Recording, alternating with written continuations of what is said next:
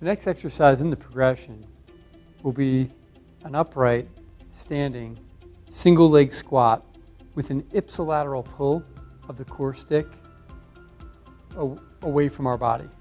So we'll engage the core stick. So all the original parameters maintain and stay in place. We've loaded the hip, rib cage tacked down, abdominals engaged. We have a neutral lumbar spine, chest is up, head's in a neutral position, our knees in line with our toe, weights to the midfoot.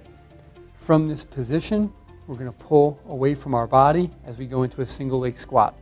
This open position hip comes right back into extension. And come on up. Good, and a couple more.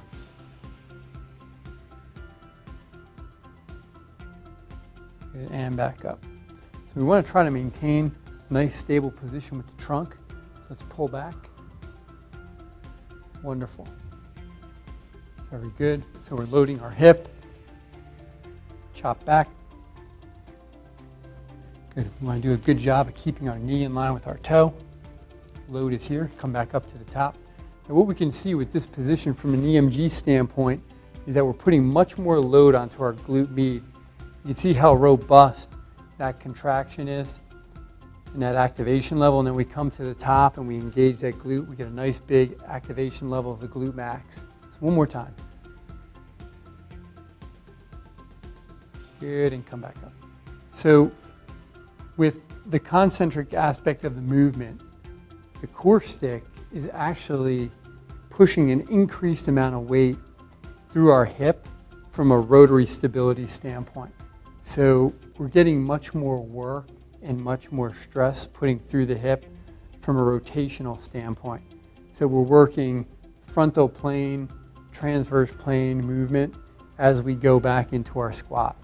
So with the heavier weighted bar, it's pushing more of an emphasis into the rotator mechanism of the glute med and upper portion of glute max.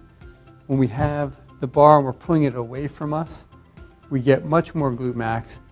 So when we come to an upright position, we have to remember that the glute max is an extensor of the hip. So when we're loaded in that squat position, and as we come and push up out of it, that glute max is extending the leg up and out.